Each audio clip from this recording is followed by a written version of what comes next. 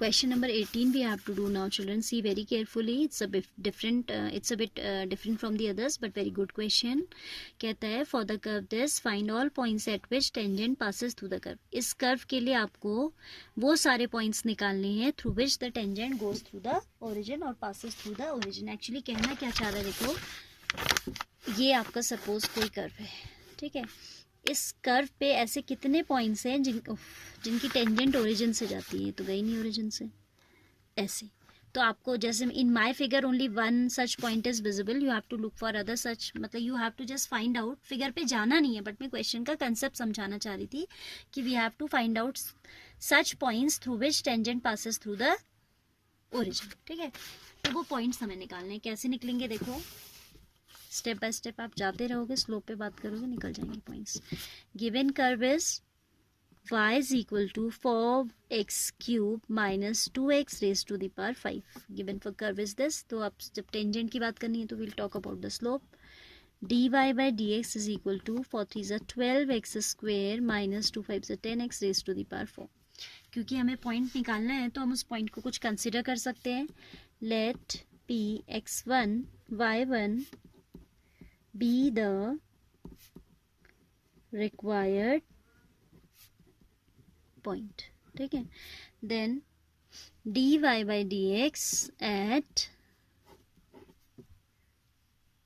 x1 y1, जिस point को हमने निकालना है उस पर स्लोप निकाल के रख लेते हैं, है ना. 12x1 स्क्वेयर माइनस 10x1, क्योंकि हम टेंजेंट की इक्वेशन निकालेंगे तो हमें स्लोप चाहिएगा, ठीक है. And your tangent is suppose to pass through this point. हमने इस पॉइंट को रिक्वायर्ड पॉइंट माना है, तो इससे जाएगी आपकी टेंजेंट, तो स्लोप भी तो आप इसी पॉइंट पर निकालेंगे ना. So dy by dx we have calculated at x1 y1 and that is coming out to be 12x1 square minus 10x1 raise to the power 4. अब हमारा इक्वेशन ऑफ टेंजेंट पे बात करते हैं. Equation of tangent point slope form लगाएंगे आप. y minus y1 is equal to m into x minus x1, y minus y1, ठीक है. y1 जिससे आपकी आपका कर्व पे एक पॉइंट है जिससे आपकी टेंजेंट क्या हो रही है, आपने कहा कि टेंजेंट उससे पास हो रही है, ठीक है, और ओरिजिन से भी जा रही है. तो y minus y1 is equal to m is how much, 12x1 square minus 10x1 raise to the power 4 into x minus x1. As the tangent is passing through origin, तो x और y क्या होना चाहिए, 0 0 पे satisfy होना चाहिए. पास इसको origin से पास करा रहे हैं हम, हाँ. As the tangent passes through origin,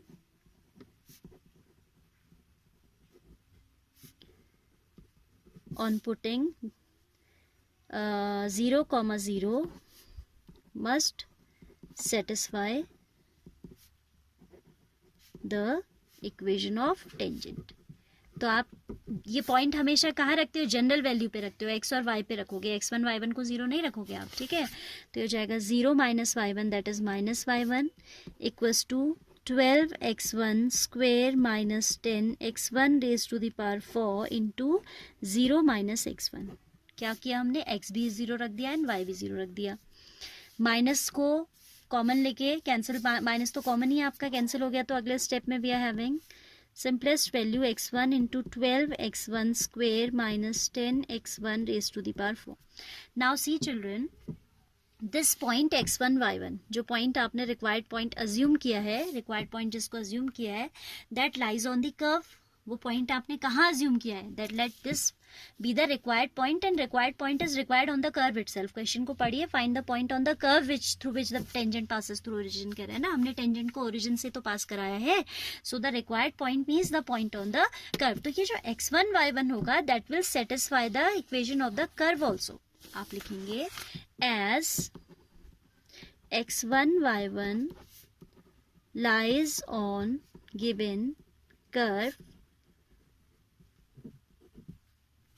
This implies px1 y1 must satisfy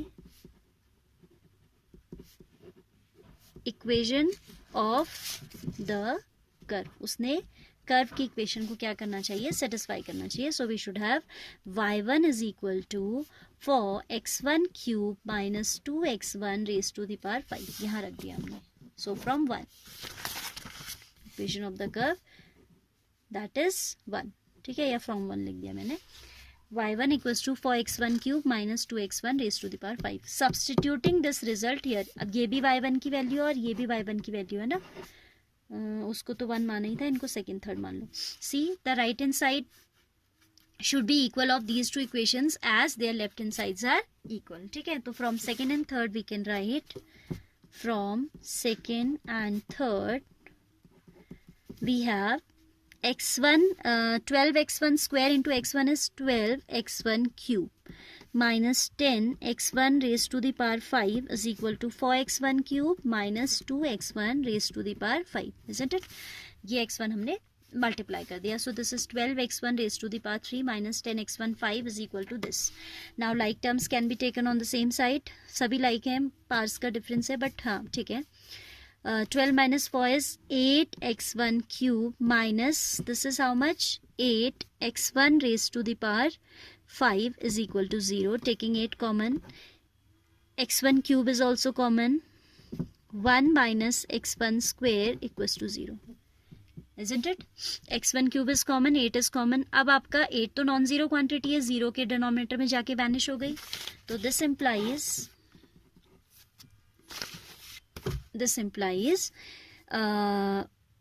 x1 cube equals to 0 इधर. That implies x1 equals to 0, क्योंकि क्यूब 0 है तो क्यूब रूट भी 0 होता है ना, और यहाँ तो माइनस का भी कोई मार्जिन नहीं है क्यूब रूट में. And if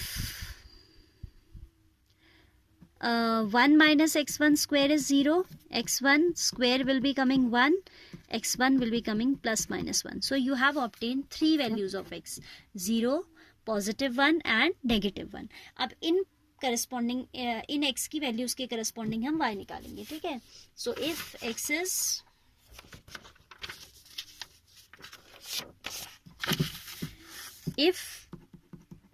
is 0, y will be 0. आप कर्व में रख के देखिए, 0 cube 0 raise to the power 5, तो ये पूरा 0 हो जाएगा.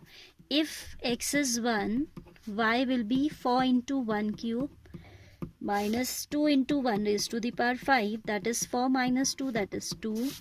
And if x is minus 1, y will be equal to 4 into minus 1 raised to the power 3 minus 2 into minus 1 raised to the power 5.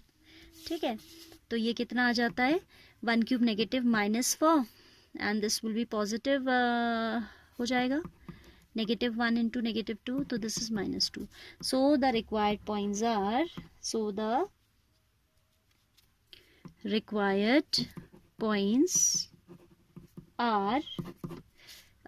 0,0.